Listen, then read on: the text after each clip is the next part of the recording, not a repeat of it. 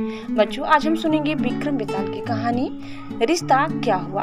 किसी नगर में मांगलिक नाम का राजा राज करता था।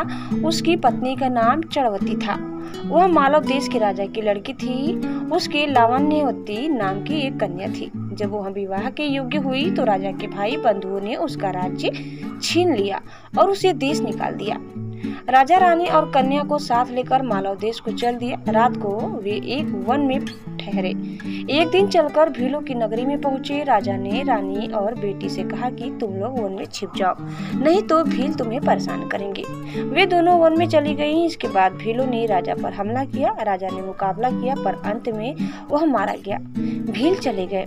उसके जाने पर रानी और बेटी जंगल से निकलकर आईं और राजा को मरा देखकर बड़ी दुखी हुई। वे दोनों शोक करते हुए एक तालाब के किनारे पहुंची। उसी समय वहां चंड सिंह नाम का साहूकार अपने लड़के के साथ घोड़े पर चढ़कर शिकार खेलने के लिए उधर आया। दो स्त्रियों के पैरों के निशान देखकर साहूकार अपने बेटे से बोला, अगर ये स्त्रियां मिल जाएं तो जाएं, जिससे चाहो विवाह कर लेना। लड़की ने कहा, छोटे पैर वाली छोटी उम्र की होगी, उससे मैं विवाह कर लूंगा, आप बड़ी से कर ले। साहूकार विवाह नहीं करना चाहता था पर बेटे के बहुत कहने पर राजी हो गया। थोड़ा आगे बढ़ते ही उन्हें दोनों स्त्रियां दिखाई दी। साहूकार ने पूछा, तुम कौन हो? रानी ने सारा हाल कह सुनाया। साहूकार उन्हें अपने घर ले गया। संयोग से रानी के पैर छोटे थे, पुत्री के पैर बड़े, इसलिए साहूकार ने पुत्री से विवाह किया। लड़के ने रानी से हुई और इस तरह पुत्री सास बनी और माँ बेटे की बहू। उन दोनों के आगे चलकर कई संतानें हुई। इतना कहकर बेताल बोला, राजन बताइए, माँ बेटी के जो बच्चे हुए उनका आपस में क्या रिश्ता हुआ? यह सवाल सुनकर राजा बड़े चक्कर में पड़ा। उसने बहुत सोचा पर जवाब न सूझ पड़ा, इसलिए वह चुपचाप चलता रहा। बेताल यह देखकर बोला, राजन कोई बात नहीं है, मैं तुम्हारे धीरज और पराक्रम से खुश हूँ।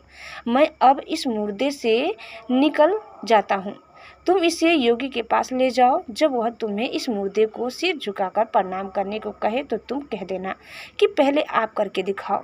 जब वह सिर झुकाकर बतावे तो तुम उसका सिर काट लेना। उसका बलिदान करके तुम सारी पृथ्वी के राजा बन जाओगे। सिर नहीं काटा तो वह तुम्हारी बलि देकर सिद्धि प्राप्त करेगा।